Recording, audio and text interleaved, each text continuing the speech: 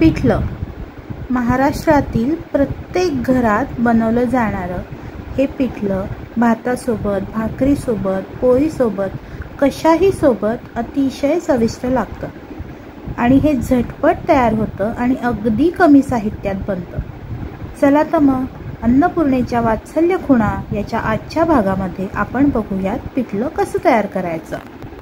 त्यासाठी लागणारं साहित्य आहे बेसनचं पीठ, दही घेतले आपण, दह्यातलं पिठलं करतोय त्यामुळे मुख्य घटक दही असतं, तर दही हे साईचं दही घेतलंय मी इथे, बारीक चिरलेला लसूण, इथे आपण शेंगादाण्याचं कूट घेतलंय, साखर, मीठ, मोहरी, हळद, हिंग, तिखट, तेल आणि पाणी घेतलंय आपण।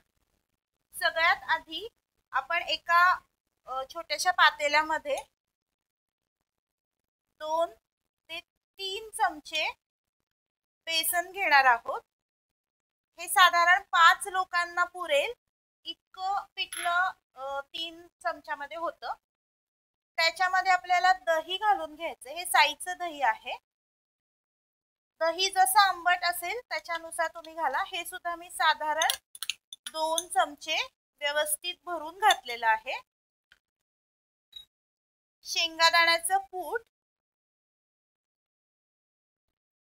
साधारण 1.5 चमचा, चवीपुरती थोडीशी साखर घालायची आपल्याला, चवीपुरतं मीठ 1.5 चमचा घातलंय मी, थोडासा हिंग, हळद, थोडीशी हळद, लाल तिखट घालायचंय आपल्याला साधारण 1.5 चमचा। हे सगळं आधी छान मिक्स करून घ्यायचं पिठामध्ये।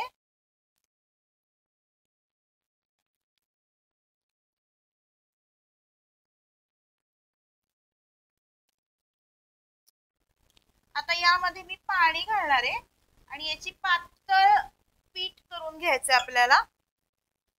गुठळ्या नाही राहिल्या पाहिजेत, सगळ्या गुठळ्या आपल्याला व्यवस्थित फोडून घ्यायच्या आणि असं एकजीव पीठ तयार करून घ्यायचं याचं।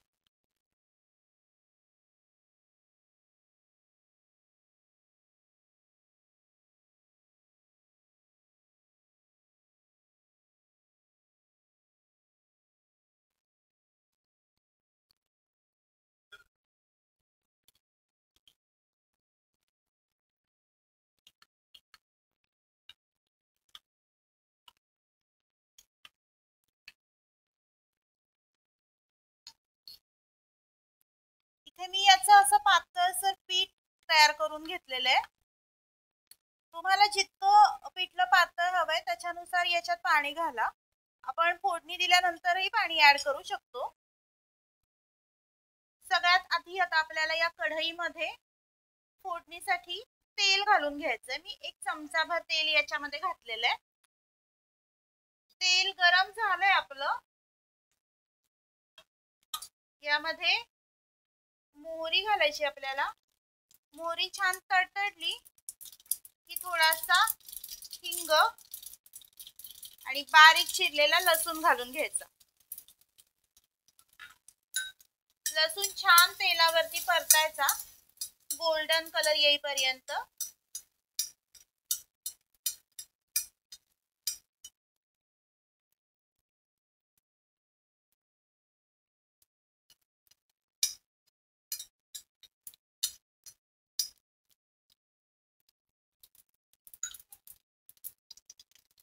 लसूण छान गोल्डन कलर वरती परतला गेलाय।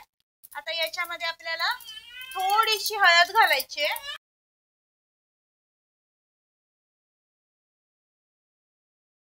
आणि आता याच्यामध्ये आपण जे पीठ बनवून घेतलं होतं ते घालून घ्यायचंय आणि व्यवस्थित मिक्स करून घ्यायचं।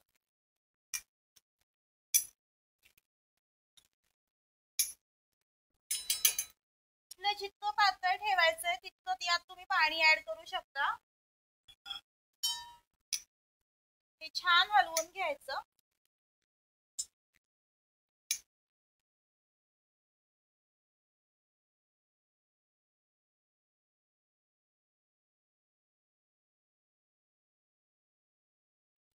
आपण छान मिक्स केलेलं आहे फोडणीमध्ये.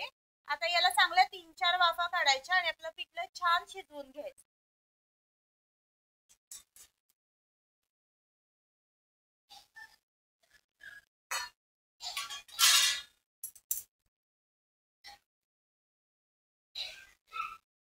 आपलं पिठलं तयार आहे. असं छान थोडंसं घट्टसर आणि थोडंसं पातळ, म्हणजे पळीवार ठेवायचं आपल्याला याला. तुम्हाला अजून घट्ट आवडत असेल तर तुम्ही आणखीनही याला शिजवून घेऊ शकता. मी इथे 3-4 वाफा चांगल्या दमदमीत वाफा काढून घेतलेल्या आहेत आणि असं घट्टसर पिठलं झालेलं. हे पिठलं व्यवस्थित शिजलंय. आपलं पिठलं तयार आहे. मी गॅस बंद करते.